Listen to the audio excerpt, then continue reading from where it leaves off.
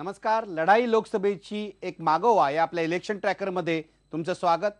आता आपण जाणार आहोत उत्तर प्रदेशामध्ये. उत्तर प्रदेशचं महत्त्व भारतीय राजकारणातलं फार पूर्वीच्या काळापासून, स्वातंत्र्य मिळाल्यानंतरच्या काळापासून सातत्याने प्रस्थापित झालेला आहे. जो उत्तर प्रदेशात यश मिळवतो त्याला दिल्लीतही यश मिळतं असं म्हटलं जात होतं. पण हा काळ बदलला. उत्तर प्रदेशात यश न मिळताही काही पक्ष दिल्लीमध्ये सत्तेत येऊ शकले. पण यावेळेला काय परिस्थिती आहे? यावेळेला तसंच होणार आहे की यावेळेला काही वेगळं चित्र दिसतंय? पुन्हा एकदा आपण या जुनी जी म्हण आहे त्याच्याकडे आपण जाणार आहोत की उत्तर प्रदेशात जो यशस्वी होईल तो दिल्लीत सत्ता प्रस्थापित करेल.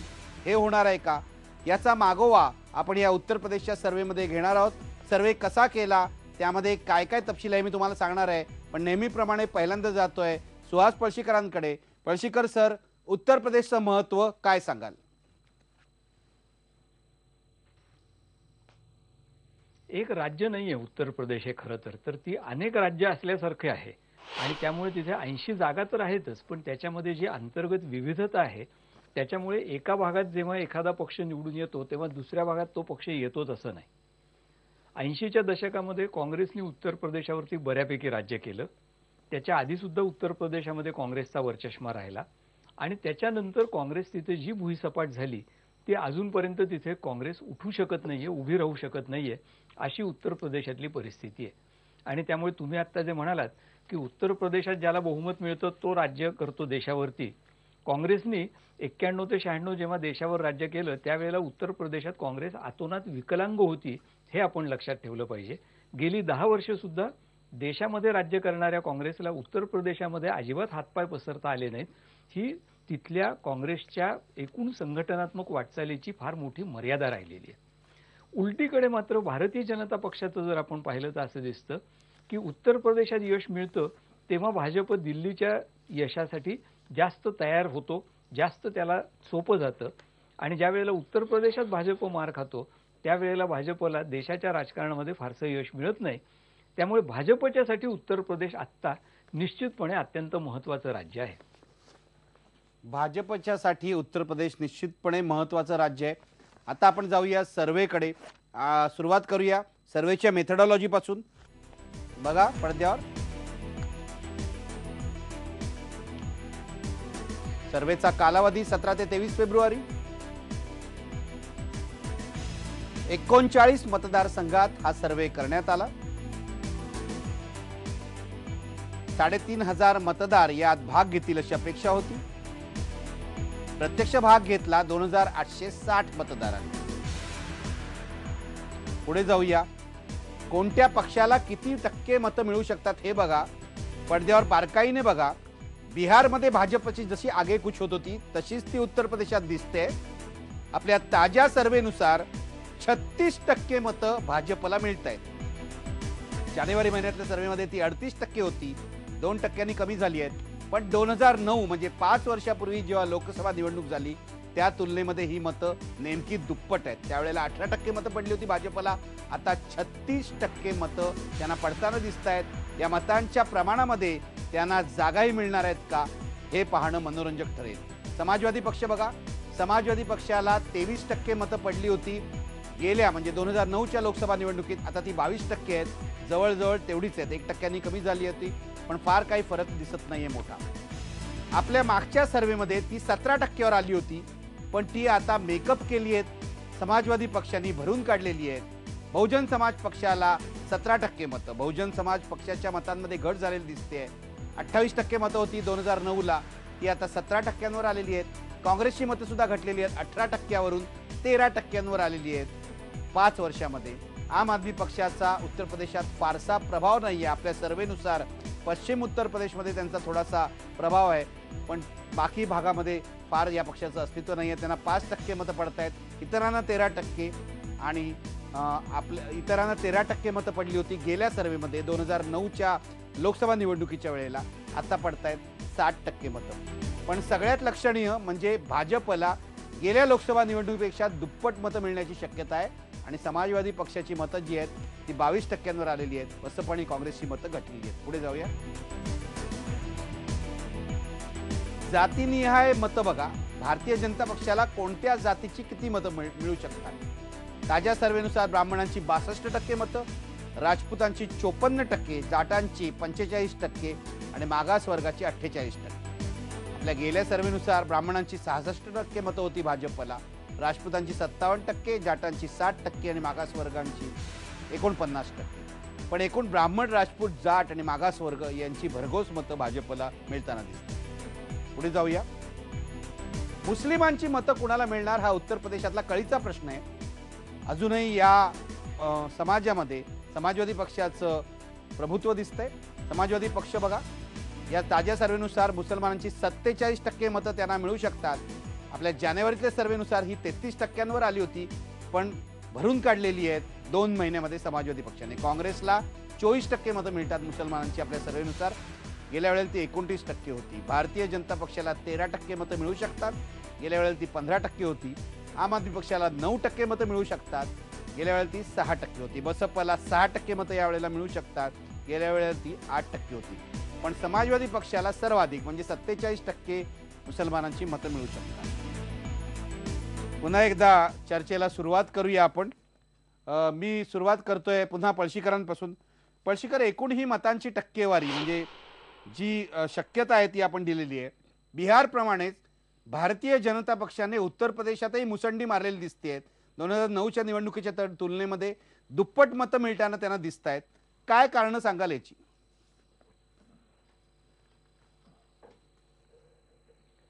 त्याचं एक कारण आपण लक्षात ठेवलं पाहिजे, ते म्हणजे गेली 10 वर्षे जरी तिथे भाजपला अपयश येत असलं तरी भारतीय जनता पक्षाचा देशाच्या राजकारणामध्ये जो मुळात मोठ्या प्रमाणावर प्रवेश झाला 89 आणि त्याच्यानंतर 91 साली, तो उत्तर प्रदेशातनं झालेला आहे. आणि उत्तर प्रदेशामध्ये यश त्यांनी जे मिळवलं त्यावेळेला ते मुख्यतः उत्तर प्रदेशातल्या हिंदू समाजाचं संघटन करण्याच्या आणि राम मंदिराच्या मुद्द्यावरनं मिळवलं होतं. मात्र उत्तर प्रदेशचं दुसरं वैशिष्ट्य लक्षात ठेवलं पाहिजे ते हे आहे की भाजपचा तिथला विस्तार हा कधीच केवळ उच्च जातींच्या पुरता मर्यादित राहिलेला नव्हता. थेट कल्याण सिंगांच्या काळापासून आणि त्यामुळे 90च्या दशकाच्या पूर्वार्धामध्ये सुद्धा ओबीसी ज्यांना आपण म्हणतो त्या ओबीसी समूहांची सुद्धा मतं भाजपला तिथे मिळत होती. याचं कारण बिहारमध्ये जसे नितीश कुमार आहेत यादव प्रभुत्वाला सामना करू पाहणारे, तसं पर्यायी नेतृत्व उत्तर प्रदेशामध्ये मुलायम सिंगांच्या विरोधामध्ये दुसरं निर्माण न झाल्यामुळे ज्या ज्या ओबीसी घटकांना मुलायम सिंग यादव आणि यादव समाजाचं वर्चस्व यांची भीती वाटत होती त्यांना सुरुवातीपासूनच भाजपकडे जाणं हे अपरिहार्य ठरलं. आणि हे ज्या वेळेला मुलायम सिंग उत्तर प्रदेशमध्ये महत्त्वाचे नेते होते, राज्यकारभार करत होते, त्यावेळेपासूनचं चित्र आहे. त्यामुळे अशा रीतीने 90च्या दशकापासून तिथे भाजपचा मोठा प्रसार झालेला दिसतो. आत्ता जो भारतीय जनता पक्षाचा तिथे प्रसार होतोय त्याला ही पार्श्वभूमी आहे. दुसरा त्याच्यातला जो भाग आहे तो असा आहे की भाजपचा आत्ताचा तिथला प्रसार हा मगाशी आपण बिहारमध्ये पाहिलं त्याप्रमाणेच मोदी आणि मोदींचे जवळचे सहकारी असलेले अमित शहा यांच्या माध्यमातून मुख्यतः होतोय. आणि त्यामुळे सिस्टमॅटिक पद्धतशीरपणे ह्या 2 मोठ्या राज्यांमध्ये जर आपलं वर्चस्व प्रस्थापित केलं तर देशाच्या राजकारणामध्ये शिरकाव पुन्हा एकदा करायला आपल्याला वाव मिळेल याची जाणीव ठेवून भारतीय जनता पक्षाने उत्तर प्रदेशमध्ये काम केलेलं आहे. आणि नंबर 3, उत्तर प्रदेशामधलं आत्ताचं जे सरकार आहे त्याचं फारसं ठीकठाक काही काम चाललेलं नसल्यामुळे स्वाभाविकपणे विरोधी पक्ष म्हणून भारतीय जनता पक्षाला जो फायदा मिळतो तो देखील भारतीय जनता पक्षाने मिळवलेला दिसतो.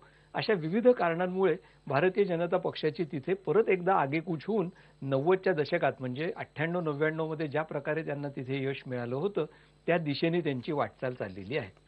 मला समाजवादी पक्षाच्या मतांकडे यायचंय पण थोडं नंतर. आता आपल्यासोबत दिल्लीहून कुमार केतकर सुद्धा आहेत. कुमार केतकर, भाजपची मोठी मुसंडी दिसते उत्तर प्रदेशामध्ये.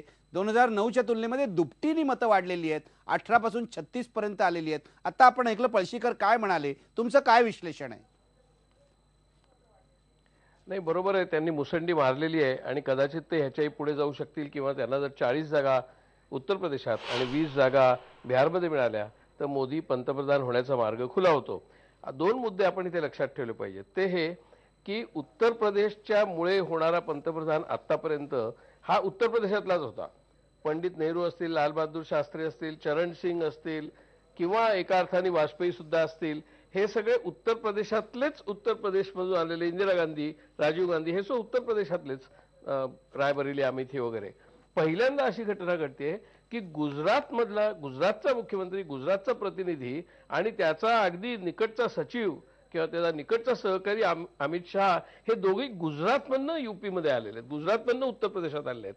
आणि तरी सुद्धा उत्तर प्रदेशची जनता एवढी मोठी मुसंडी मारून जर त्या दोघांना पाठिंबा देत असेल आणि मोदींना पंतप्रधान करण्याच्या हेतूने जर उत्तर प्रदेशातली जनता गुजराती व्यक्तीला मतदान करत असेल तर तो खरोखरच एक वेगळ्या प्रकारचा चमत्कार सुद्धा मानायला हरकत नाही. कारण उत्तर प्रदेशातल्या जनतेचं साधारणपणे गुजरात आणि महाराष्ट्र ह्याच्याबद्दलचं मत म्हणजे व्यक्तिगत मानसिक पातळीवरती हे फारसं काही अनुकूल असतं असं नाही. दुसरा मुद्दा जो पणशीकरांनी मांडला की उत्तर प्रदेश एक प्रचंड मोठं राज्य आहे. ते इतकं मोठं राज्य आहे की अवघा पाकिस्तान याची लोकसंख्या जेवढी आहे त्याच्यापेक्षा जास्त लोकसंख्या उत्तर प्रदेशची आहे. म्हणजे पाकिस्तानची लोकसंख्या 18 कोटी आहे तर उत्तर प्रदेशची लोकसंख्या 20 कोटी आहे. आणि पाकिस्तानमध्ये जसे अनेक प्रदेश आहेत, सिंध, पंजाब, बलुचिस्तान, NWFP, तसं उत्तर प्रदेशमध्ये सुद्धा 5 उपराज्य आहेत असं मायावतींचं म्हणणं होतं. त्यामुळे उत्तर प्रदेश हे मोठं तर राज्य आहेच, परंतु उत्तर प्रदेशच्या 20 कोटी लोकांमध्ये जर अशी मुसंडी मोदींनी मारलेली असेल तर मात्र आपल्या देशातलं राजकारण दोन अर्थांनी बदलतं. गुजरातचा मनुष्य पंतप्रधान करण्यासाठी उत्तर प्रदेशची मदत केली अशी त्याचा एक अर्थ लागतो. आणि दुसरं असं की गुजरातमधनं जरी तो आलेला असला तरी बिहार आणि युपी या दोन्ही हिंदी भागामध्ये त्यांचं प्रस्थापित झालेले प्रभुत्व किंवा नेतृत्व हे सिद्ध होईल. प्रत्यक्षात तसं होईल की नाही काही सांगता येत नाही, परंतु ह्या आकडेवारीवरनं तसं होण्याची शक्यता आहे. पूर्वी ज्या वेळेला भाजपचं राज्य आलं तेव्हा त्यांना 50 पेक्षा जास्त जागा मिळाल्या होत्या उत्तर प्रदेशात. आताही जर 50 पेक्षा जास्त मिळाल्या तर वातावरण एकदम बदलेल. तरी पण बिहार आणि उत्तर प्रदेश यांची तुलना तशी करता येत नाही. बिहार एकेकाळी पहिलं कोॲलिशन गव्हर्नमेंटचं प्रयोग तिकडे झाला होता. SVD, संयुक्त विधायक दल, कर्पुरी ठाकूर वगैरे. त्यावेळेला तो लोहियांचा प्रयोग होता, राम मनोहर लोहियांचा प्रयोग होता. आता तो राम मनोहर लोहियांचा प्रयोग प्रत्यक्षामध्ये भाजपच अंमलात आणते की काय अशी स्थिती आता आपल्याला बिहार आणि उत्तर प्रदेशमध्ये दिसते.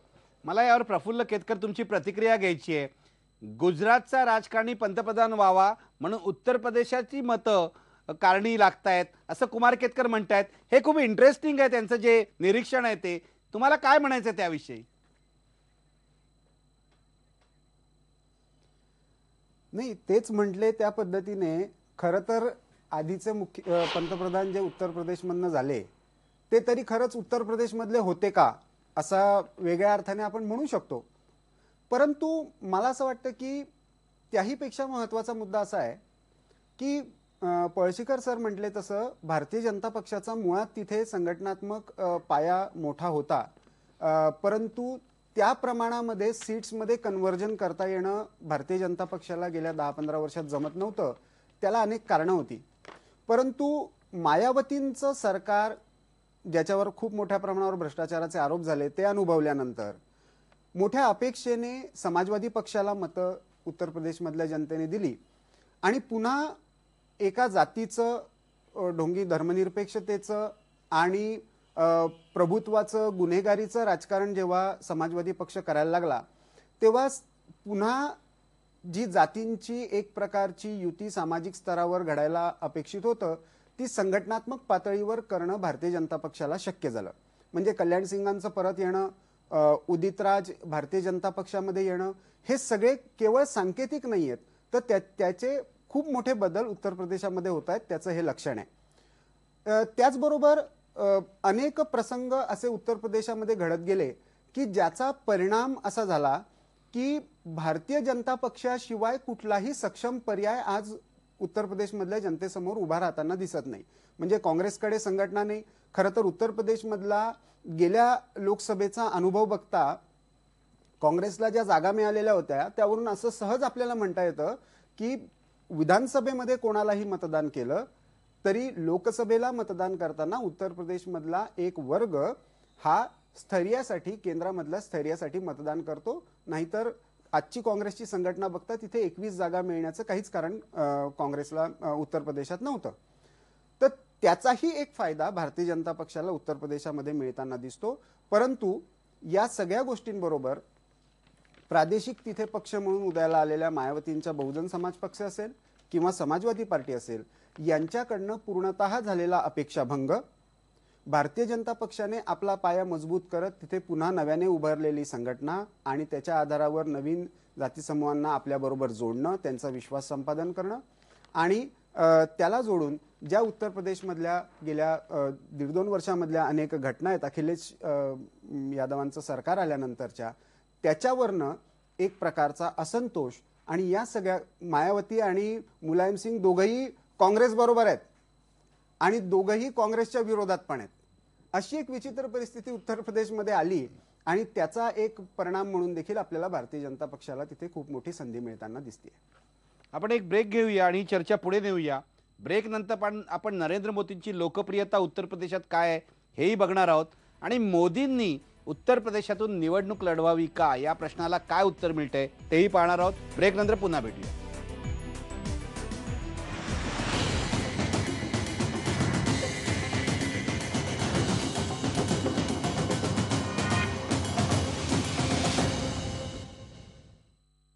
उत्तर प्रदेशातल्या मतदारांना पंतप्रधान पदी कोण हवं आहे हे आपण बघूया. बघा पडद्यावर नरेंद्र मोदींना 34% लोकांची पसंती आहे. पुढे जाऊया. राहुल गांधींना 11%, मायावतींना 11%, मुलायम सिंगना 10%, अरविंद केजरीवाल 4%, अखिलेश यादव 2%. नरेंद्र मोदींना सर्वाधिक पसंती आपण पाहिलेलं आहे. पुढचा प्रश्न आमचा होता, नरेंद्र मोदींनी उत्तर प्रदेशमधून निवडणूक लढवावी का? 46% लोक हो असं म्हणतायत.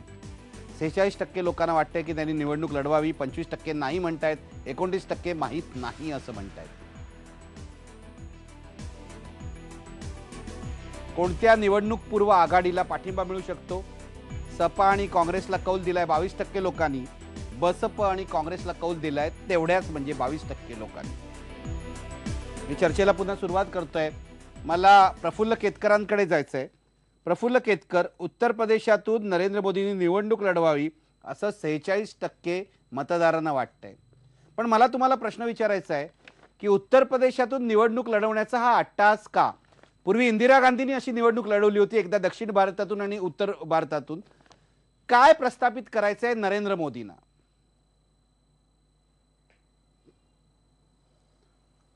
नाही, नरेंद्र मोदींना काय प्रस्थापित करायचंय आणि ते खरंच लढतील का नाही ते भारतीय जनता पक्ष ठरवेल. परंतु मला असं वाटतं की उत्तर प्रदेश हे आपण चर्चा करत आलोय त्याप्रमाणे एक मोठं राज्य आहे. उत्तर प्रदेशाच्या 80 जागांच्या आधारावर भारताचं राजकारण हे मोठ्या प्रमाणावर प्रभावित होत असतं, हे देखील आपल्याला सगळ्यांना माहिती आहे.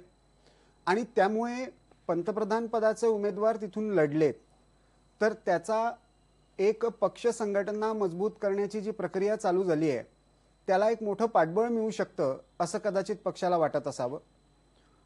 दुसरं, ज्या पद्धतीने उत्तर प्रदेशामध्ये नरेंद्र मोदींच्या सभांना प्रतिसाद मिळतोय त्यावरनं देखील कुठेतरी हा पक्ष संघटनेतनं दबाव असावा आणि त्यातनं एक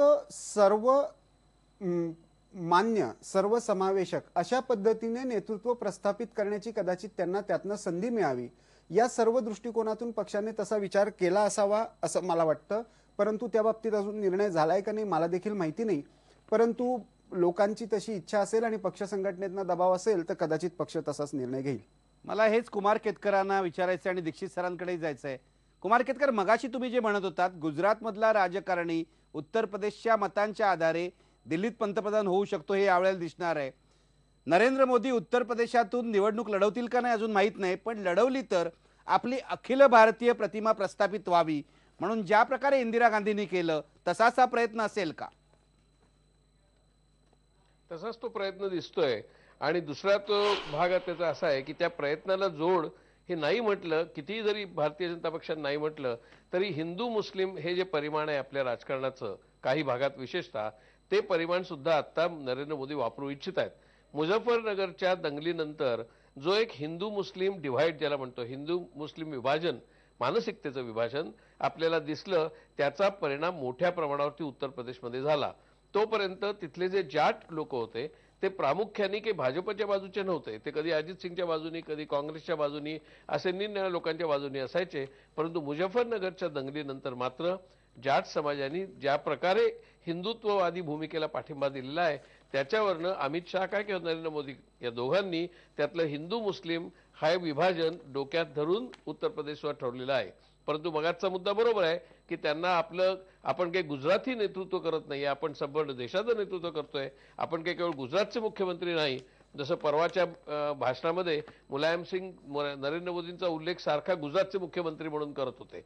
तर तसं त्यांना दाखवून द्यायचं आहे देशाला म्हणा किंवा कोणालाही की मी संपूर्ण देशाचा नेता आहे आणि उत्तर प्रदेश सारख्या अत्यंत मोठ्या राज्यातनं मी निवडून येऊ शकतो, हे सिद्ध करण्यासाठी त्यांचा तो प्रयत्न आहे. आणि या हिंदू मुस्लिम परिमाणामुळे कदाचित त्यांना ते जमेल सुद्धा. दीक्षित सर, नरेंद्र मोदी आणि भाजपची लोकप्रियता निदान यावेळच्या लोकसभा निवडणुकीत उत्तर प्रदेशामध्ये निर्विवाद दिसते. कसं पाहताय तुम्ही याकडे, काय विश्लेषण कराल?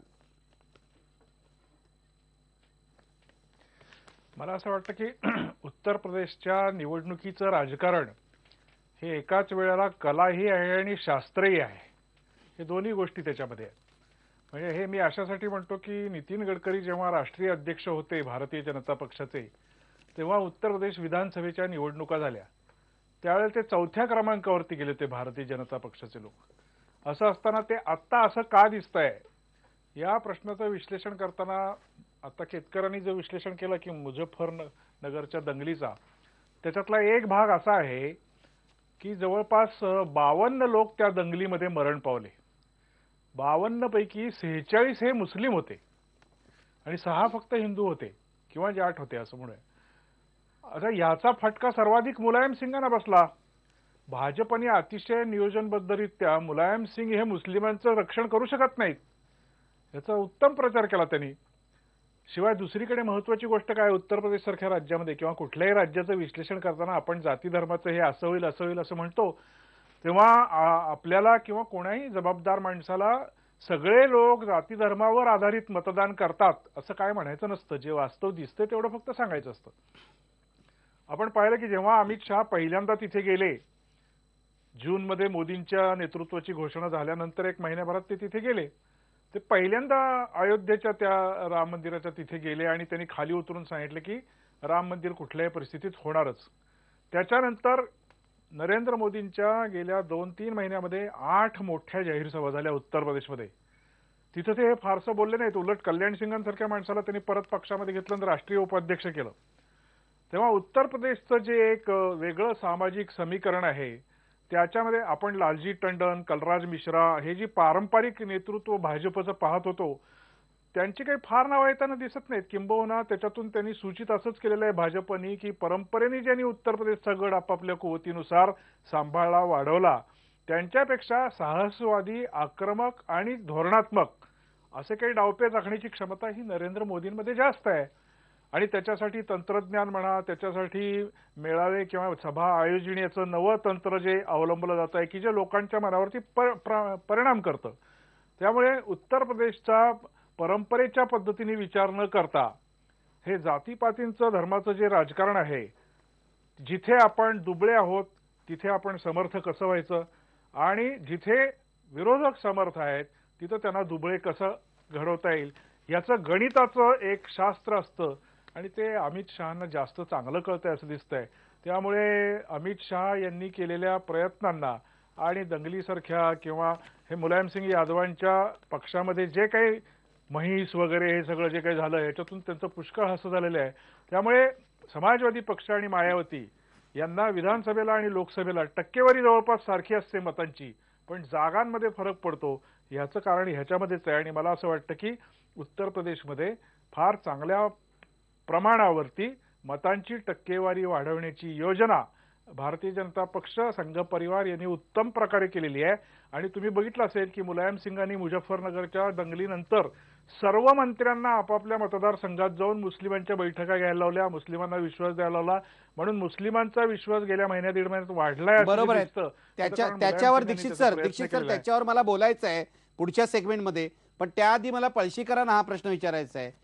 पळशीकर, मधल्या काळामध्ये म्हणजे एनडीएचं सरकार गेल्यानंतरच्या काळामध्ये उत्तर प्रदेशामध्ये भाजपला मोठा फटका बसला होता, तो भरून निघालाय. भाजपच्या मतदारांमध्ये वाढ झालेली दिसते. यावेळेला वेगळी रणनीती मोदींनी अवलंबलेली आहे. खरं म्हणजे अमित शहांसारखा माणूस गुजरातमधून येऊन तिथे काम करतोय, मोठ्या प्रमाणावर त्यांना यश मिळताना दिसतंय, हिंदुत्वाची लाट नसताना हे यश आहे. काय वेगळी रणनीती त्यांनी केली आहे? नाही, मला असं वाटतं की याच्यामध्ये फार वेगळी रणनीती काही असं नाहीये. सुनियोजित आणि सुसंघटित असा प्रचार आहे, हे मात्र खरं आहे. उत्तर प्रदेशमधली भारतीय जनता पक्षाची जी रणनीती आहे आणि त्यांचा जो सामाजिक आधार आहे, तो जर पूर्वापार पाहिला तर मला असं वाटतं की त्याच्यामध्ये सातत्य आहे. सामाजिक आधार असा आहे तिथं की तिथे जे उच्च जाती आहेत की ज्यांची संख्या मोठी आहे आणि त्यांचा दबदबा मोठा आहे, त्या उच्च जातींना आपल्याकडे आकर्षित करायचं आणि त्यांच्याबरोबर मी मगाशी म्हटलं त्याप्रमाणे हिंदुत्वाच्या मुद्द्यावरती ओबीसीमधल्या एका मोठ्या गटाला आकर्षित करायचं. ही ती युती आहे. सामाजिक युती उत्तर प्रदेशातली भाजपची जी आहे ती ही आहे. आणि मुलायम सिंगांच्या विरोधामध्ये किंवा यादव समाजाच्या वर्चस्वाच्या विरोधामध्ये आणि हिंदुत्वाच्या मुद्द्यावरती ओबीसींना भाजपकडे आकर्षित करण्यात भाजपला 90च्या दशकामध्ये यश आलेलं होतं. आता प्रश्न असा आहे की आत्ता भाजप याच्यापेक्षा वेगळं काय करतोय? मला असं वाटतं की सगळे निरीक्षक त्याच्याबद्दल कदाचित असं म्हणतील की आत्ता भाजप हिंदुत्वाची भाषा करत नाहीये. ती भाषा करण्याची त्यांना गरजही नाहीये. कारण ज्या पक्षांनी त्या राज्यामध्ये एकेकाळी हिंदुत्वाच्या मुद्द्यावर स्वतःचा विस्तार केलेला आहे, त्या पक्षाला आता नव्याने हिंदुत्वाची भाषा तिथे करण्याची गरज राहत नाही. आणि भारतीय जनता पक्ष हे ओळखून आहे, त्यामुळे त्यांच्या प्रचाराची संपूर्ण रणनीती त्यांनी वेगळी आखलेली आहे. एवढा भाग जर सोडला तर तिथे वेगळं काही घडत नाहीये. तिथे जे वेगळं घडतंय ते हे आहे की समाजवादी पक्षाला आपला पाया विस्तारण्यामध्ये अपयश येत आहे, राज्यकारभार नीट करण्यात अपयश येत आहे. आणि ज्या उच्च जातींना 2004 आणि 2009 मध्ये काँग्रेसबद्दल आकर्षण वाटलं होतं आणि त्यामुळे त्या भाजपच्या ऐवजी काँग्रेसकडे परत गेल्या होत्या, त्या आता परत एकदा भाजपच्या मागे उभ्या राहायला तयार होत आहेत. म्हणजे एकूण ज्याला आपण रिकॉन्फिग्युरेशन म्हणतो की आहे त्या सामाजिक शक्तींची नव्याने पुनर्जुळणी काही प्रमाणामध्ये उत्तर प्रदेशामध्ये होतीये आणि तिचा फायदा भारतीय जनता पक्षाला आणि मोदींना मिळतोय. आपण पुन्हा एक ब्रेक घेऊया आणि ब्रेक नंतर उत्तर प्रदेश सरकारचं प्रगती पुस्तक काय आहे आणि युपीएचं प्रगती पुस्तक काय आहे हे दोन्ही तपासूया.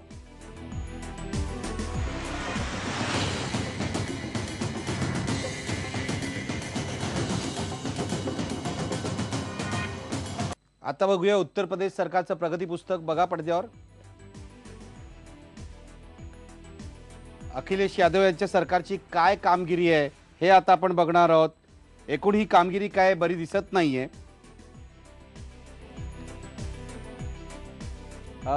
काहीतरी तांत्रिक बिघाड झालाय, त्यामुळे आपलं हे ग्राफिक पडद्यावर येऊ शकत नाहीये. पण उत्तर प्रदेश सरकारची कामगिरी जी आहे ती मी तुम्हाला सांगतो. रोजगारामध्ये घट झाली असं 28% लोकांना आपल्या सर्वेमधल्या वाटतंय.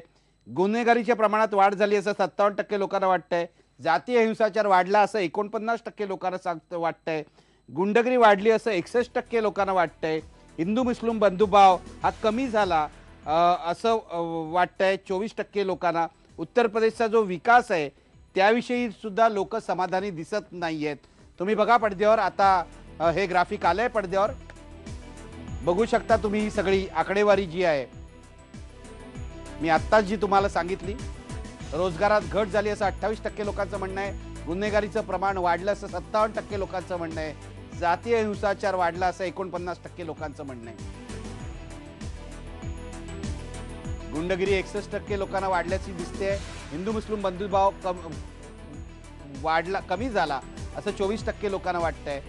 विकासाविषयी लोक कसे समाधानी नाही आहेत तेही या टक्केवारीवरून दिसतंय. पुढे जाऊया. या सरकारची कामगिरी समाधानकारक आहे का असं विचारल्यावर मात्र समाधानकारक आहे असं 49% लोक म्हणतायत. असमाधानकारक आहे असं 43% लोक म्हणतायत. आता युपीएची कामगिरी बघूया. युपीए सरकारची कामगिरी समाधानकारक आहे का तर 47% लोक समाधानकारक आहे असं म्हणतायत आणि 42% लोक असमाधानकारक असं म्हणतायत. पण युपीए सरकारला पुन्हा संधी द्यावी का हे आपलं पुढचं ग्राफिक आहे, ते बघूया. नाही असं 53% लोक म्हणतात. याचं कारण काय हे मगाशी बिहारच्या सर्वेमध्ये आपल्याला पळशीकरांनी सांगितलेलं आहे. पुन्हा एकदा चर्चेला सुरुवात करूया आणि मला याच मुद्द्यावरून चर्चेला सुरुवात करायची आहे. पळशीकरांकडेच पहिल्यांदा जाणार आहे, नंतर मग कुमार केतकरांकडे जाणार आहे. पळशीकर, मला तुम्हाला यात विचारायचं आहे की राज्य सरकारची जी कामगिरी आहे त्याविषयी नाराजी दिसते, गुंडगिरी वाढली आहे, जातीय हिंसाचार वाढला आहे असं आपल्या सर्व्हेमध्ये दिसतंय. पण अगदी सुरुवातीची जी आपण मतांची टक्केवारी बघितली त्याच्यामध्ये समाजवादी पक्षाची मतं जी आहेत ही गेल्या 2 महिन्यामध्ये 17% 22% आली आहे आणि मुझफ्फरनगरला दंगल झाल्यानंतरची ही मतांमधली वाढ आहे. कसा अर्थ लावायचा याचा?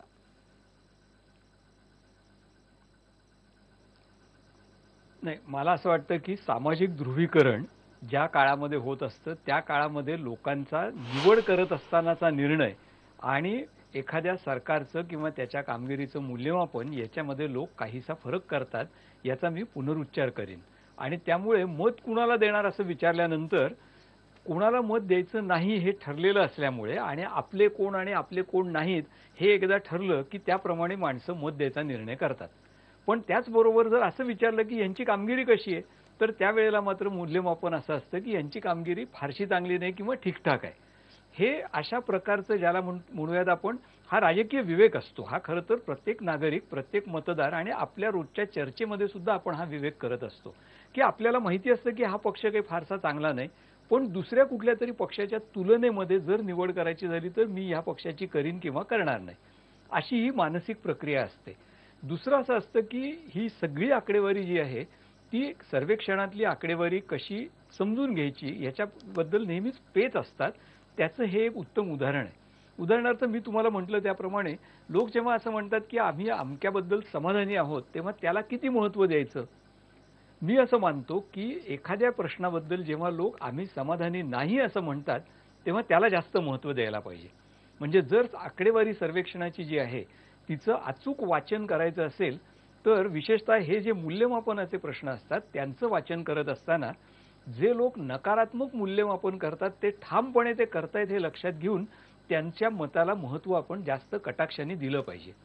जे समाधानी असं म्हणत असतात त्यांच्या समाधानाच्या मध्ये छटा असतात.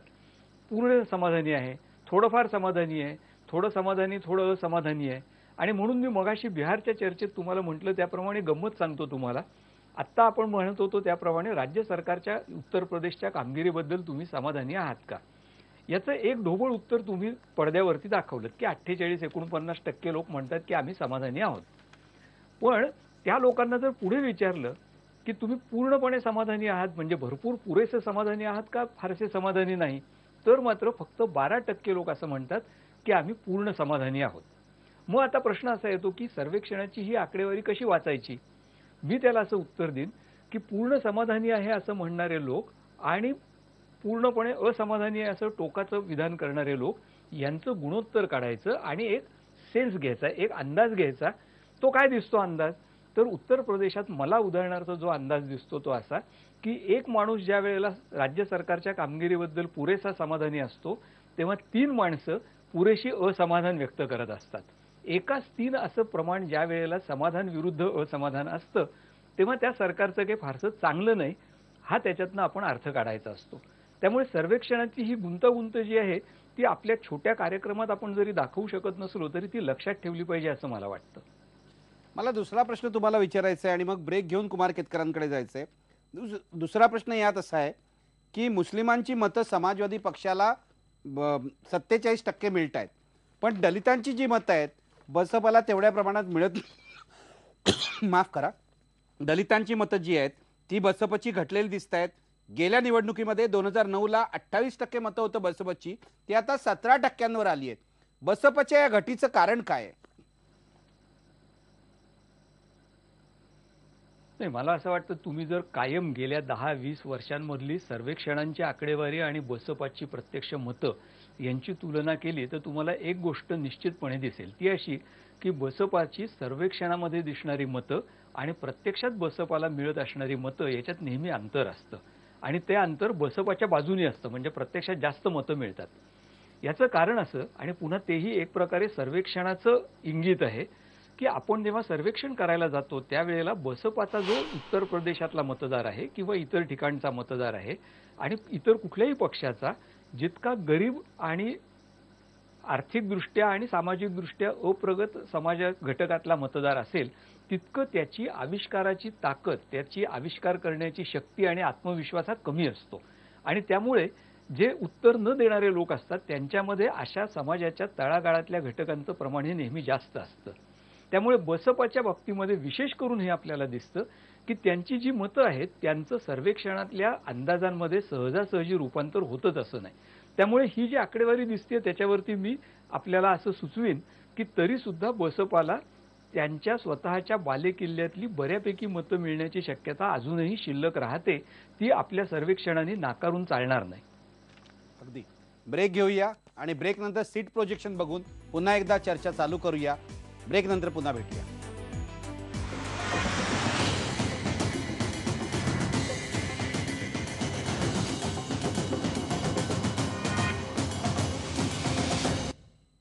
कार्यक्रमाच्या शेवटी आपण बघूया या सगळ्या सर्वेच्या आधारे जागांचा अंदाज. बघा पडद्यावर एकूण जागा आहेत 80. सर्वाधिक जागा अख्ख्या देशामध्ये भारतीय जनता पक्षाला मिळू शकतात 41 ते 49 जागा. लक्षात घ्या 41 ते 49 जागा. समाजवादी पक्ष 11 ते 17 जागा, बसपाला 8 ते 14 जागा, काँग्रेसला 5 ते 9 जागा, इतरांना 1 ते 5 जागा. पण भारतीय जनता पक्षाला 41 ते 49 जागा.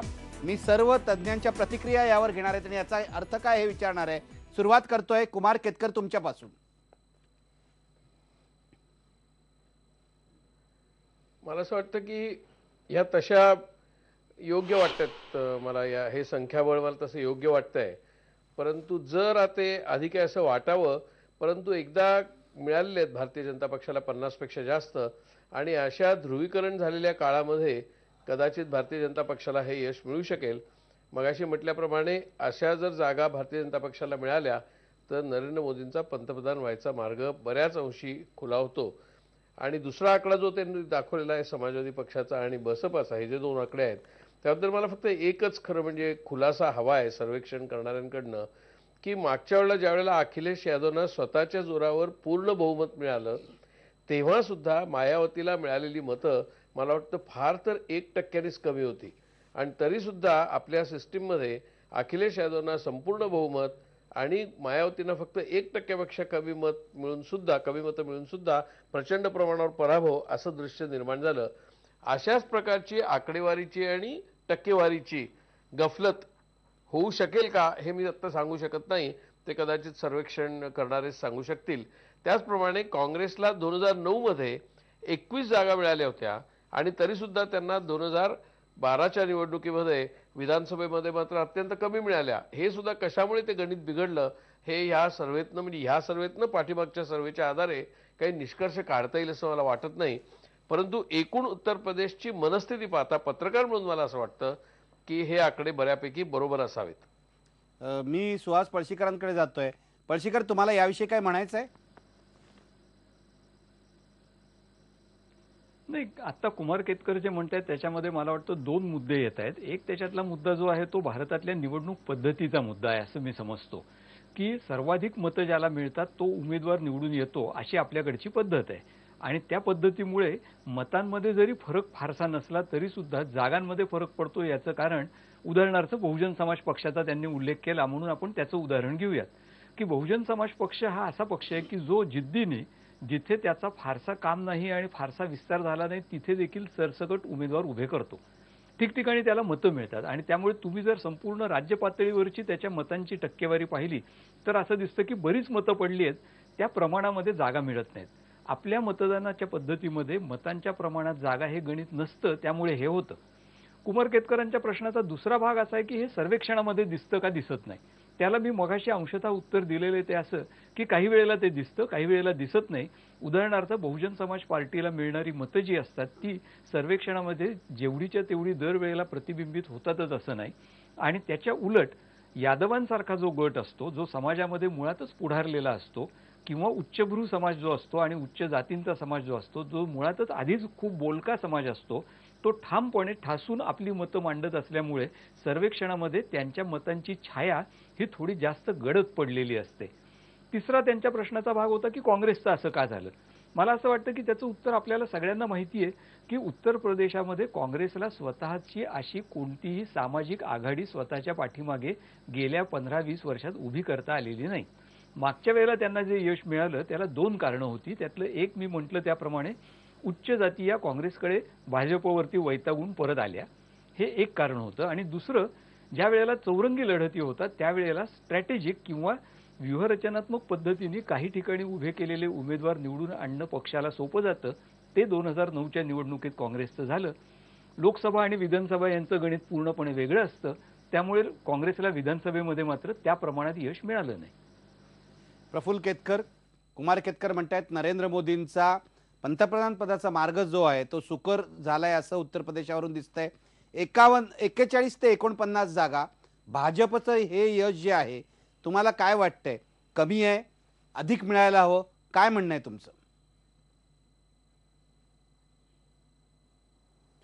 नाही, भाजपचं आता या आकडेवारीवरनं जे यश दिसतंय ते मला वाटतं तुम्ही जी मतांची टक्केवारी दाखवली आणि एकंदर तिथलं जे वातावरण दिसतंय त्यावरनं हे स्वाभाविक आहे. 50 पर्यंत भाजप पोचला तर मला त्यात फारसं आश्चर्य वाटणार नाही. त्याचं विश्लेषण जे कुमार केतकर आणि अनंत दीक्षितांनी केलं त्याला मात्र माझं ऑब्जेक्शन आहे. मुळात हा ध्रुवीकरणाचा प्रश्न नाही. याचं कारण तुम्हाला सांगतो. ह्या ध्रुवीकरणाचा सगळ्यात जास्त प्रयत्न या गेल्या 1.5-2 वर्षामध्ये जर कोणी केला असेल तर तो समाजवादी पक्षाने केलेला आहे. एका 1-1.5 वर्षामध्ये 100च्या वर जातीय तणावाच्या घटना कुठल्याही राज्यामध्ये झालेल्या नाहीत, पण समाजवादी पक्षाला आतापर्यंत कोणी सांप्रदायिकतेचा ठप्पा मारलेला नाही. विशिष्ट जाती समुदायाच्या लोकांना आरोपातनं मुक्त करा असे निर्देश कोणीही मंत्र्यांनी दिलेले नाहीत, पण त्या आझम खानांवर कोणीही सांप्रदायिकतेचा शिक्का मारलेला नाही. मुस्लिमांची वोट बँक टिकवण्यासाठी कारसेवकांवर गोळीबार करणं मला अपरिहार्य होतं असं मुलायम सिंग मीडियासमोर सांगतायत. त्यांना देखील कोणी सांप्रदायिक ठरवलेलं नाही. आणि त्या उलट अमित शहा असतील किंवा नरेंद्र मोदी असतील किंवा भाजपची एकंदर संघटना असेल, लक्ष्मीकांत वाजपेयींसारखे नेते असतील, ते ठरवून गेल्या 2-3 वर्षापासून तिथे संघटनेची उभारणी करतायत आणि विकासाच्या मुद्द्यावर मत मागतायत. ज्या वेळेस मायावतींना भरघोस मतदान केलं, नंतर अखिलेश यादवांना भरघोस मतदान केलं, पण भ्रष्टाचार आणि गुन्हेगारी या मुद्द्यांवर त्यांच्या विरुद्ध जनता नाराज आहे, केंद्रातल्या युपीए विरुद्ध नाराज आहे. अशा परिस्थितीमध्ये त्यांना एक सशक्त पर्याय दिसतोय. पळशीकर सरांनी जे विश्लेषण केलं त्याच्यामध्ये स्ट्रॅटेजिक वोटिंगचा त्यांनी उल्लेख केला. उत्तर प्रदेश हे एक असं वेगळं राज्य आहे की जिथे 2 समुदायांना स्ट्रॅटेजिक वोटिंग करण्यासाठी जास्त वाव आहे. एक उच्च जातींना आणि दुसरं मुस्लिमांना, त्यांचं संख्यात्मक बळ. बाकी जाती या सगळ्या पक्षांमध्ये विभागलेल्या आहेत. उच्च जाती या भाजपकडनं का सरकल्या होत्या याचं जर आपण विश्लेषण केलं तर भाजपने मायावतींबरोबर 2 वेळा युती करण्याचा प्रयत्न केला आणि भाजपला मतदान केल्यानंतर मोठा पक्ष असून देखील तो एक मोठा सामाजिक प्रयोग होता. परंतु असा प्रयत्न करून देखील आपण भाजपला मतदान देतो पण प्रत्यक्षात मायावती मुख्यमंत्री होतात आणि 2.5 वर्षानंतर ते भाजपला संधी देत नाहीत. अशा परिस्थितीमध्ये स्थैर्याला जर मतदान करायचं असेल तर केंद्रामध्ये मायावती किंवा मुलायम सिंग यांना फार महत्त्व मिळू नये म्हणून गेल्या वेळेस काँग्रेसला स्ट्रॅटेजिक वोटिंग झाल्याचं आपल्याला दिसतं. गेल्या वेळेसपर्यंत अशाच पद्धतीचं वोटिंग भाजपच्या उमेदवारांना हरवण्यासाठी म्हणा किंवा इतर विशिष्ट पक्षाच्या उमेदवाराला जिंकवण्यासाठी म्हणा वेगवेगळ्या अल्पसंख्याक समुदायांनी पण केलेलं दिसतं. परंतु यावेळेस विकासाच्या मुद्द्यावर ज्या पद्धतीने दुर्गा शक्ती नागपालांवर कारवाई झाली, आझम खान यांचा मनमानी कारभार बघितला, रामगोपाल यादव आणि आझम खान यांच्यामधले मतभेद बघितले आणि गुन्हेगारीचं वाढतं प्राबल्य बघितलं, या सगळ्यांचा एक परिपाक म्हणून एकीकडे मी मगाशी म्हटल्याप्रमाणे भाजपची वाढती संघटना, विकासाच्या मुद्द्यावर मागितलेलं मतदान आणि युपीए बरोबर पहिल्यांदा देशाच्या इतिहासामध्ये असं झालेलं आहे की 2 पक्ष आहेत, युपीएला बाहेरून पाठिंबा देत आहेत, एकमेकांचे विरोधक आहेत आणि पुन्हा आम्ही काँग्रेसच्या विरोधामध्ये राजकारण करतोय असं म्हणतायत. हा विरोधाभास ज्यावेळेस निर्माण होतो त्यावेळेस मोदी, अमित शहा हा फक्त प्रश्न राहत नाही, हा हिंदू मुस्लिम ध्रुवीकरणाचा प्रश्न नाही. भाजपसाठी पुन्हा एकदा नव्याने उभी राहिलेली ही संघटनात्मक, सामाजिक आणि सकारात्मक जुळवणी आहे असा मी त्याचा अर्थ बघतो आणि त्यामुळे 50-52 पर्यंत भाजपच्या जागा गेल्यात तर मला त्यात अजिबात आत्ताच्या घडीला उत्तर प्रदेशामध्ये आश्चर्य वाटणार नाही. दीक्षित सर, माझ्याकडे वेळ थोडा आहे पण आत्ता जे प्रफुल्ल केतकर म्हणतात की हा ध्रुवीकरणाचा प्रश्न नाही, काय म्हणाल तुम्ही? नाही, मला असं वाटतं की उत्तर प्रदेशामध्ये जिद्दीनं निवडणूक लढवणारे 3च पक्ष आहेत. एक भाजप, समाजवादी पक्ष आणि बसप. याच्यामध्ये समाजवादी पक्षाच्या विरुद्ध फार लवकर अँटी इन्कम्बन्सी आलेली आहे. त्यामुळे मायावतींच्या जागा वाढल्या तरी आश्चर्य वाटणार नाही. दुसरी महत्वाची गोष्ट अशी की ज्या प्रकारचं संघटन वापरलेलं आहे मोदींनी, ते लक्षात घेता त्यांना या प्रकारच्या जागा मिळू शकतात. किंबहुना 40 पेक्षा एक जरी जागा जास्त त्यांना मिळाली तर त्यांचा पंतप्रधान पदाचा मार्ग सुकर होऊ शकतो. धर्मनिरपेक्षता आणि भ्रष्टाचार या दोन्ही मुद्द्यांवरती सर्व राजकीय पक्षांनी ज्या काही वेळोवेळी भूमिका घेतलेल्या आहेत तो तपशिलाचा खोलात जाण्याचा विषय आहे. त्यामुळे एकदमच जगदंबिका पाल काँग्रेसमध्ये मधून भाजपमध्ये येतात आणि वाघेला भाजपमधून काँग्रेसमध्ये जातात, तेव्हा हे राजकारणाचं सगळ्यांचं असतं. तरी देखील संघटन कुठलं आहे, चुका कोण समजून घेतं, चुका कोण दुरुस्त करतं आणि एकमुखानं एकदिलानं कोण काम करतं, याला उत्तर प्रदेशमध्ये महत्त्व आलेलं दिसतंय. शेवटी पळशीकर सरांकडे जातोय. पळशीकर, शेवटी काय म्हणाल? आपला आता हा जो सर्वे आहे, 6 राज्यांचा सर्वे पूर्ण झालेला आहे. उद्या राष्ट्रीय चित्र बघणार आहोत, पण आज शेवटी काय सांगाल? आता मला असं वाटतं की आपण जर फक्त उत्तर प्रदेश आणि बिहारचा विचार केला तर ज्या 2 राज्यांमध्ये मिळून 120 जागा आहेत, त्या 2 राज्यांमध्ये एकाच पक्षाला जर भरघोस आघाडी मिळत असेल तर मला असं वाटतं की आपल्या सर्वेक्षणाचा कल जो आपण जानेवारीमध्येही सांगितला होता आणि जो त्याच्या आधी जुलैमध्येही सांगितला होता तो कायम राहिलेला आहे. आणि माझ्या दृष्टीने ही लक्षणीय बाब आहे की या 2 अत्यंत गुंतागुंतीच्या राज्यांमध्ये मुख्यतः भारतीय जनता पक्षाला अनुकूल असलेला लोकमताचा कल हा जवळपास 6-8 महिने कायम राहिलेला आहे. केवळ उत्तर प्रदेश पुरतं जर बोलायचं झालं तर एक गंमत म्हणून उल्लेख करतो की मगाशी आपण म्हटलं तसे उत्तर प्रदेशचे अनेक भाग आहेत, पण त्या सर्व भागांमधल्या फक्त एक वायव्येचा जो रोहिलखंडाचा भाग आहे तो सोडला तर बाकीच्या सर्व विभागांमध्ये उत्तर प्रदेशातल्या मुख्य लढत जर कुणाची असेल तर ती भाजपशी इतर कुठल्या तरी एका पक्षाची आहे. म्हणजे भाजप विरुद्ध सपा, भाजप विरुद्ध बसपा अशी लढत आहे. याचा अर्थ संपूर्ण मोठ्या एका राज्यामध्ये भाजपनी स्वतःचा समतोल असा प्रसार करून घेतलेला आहे.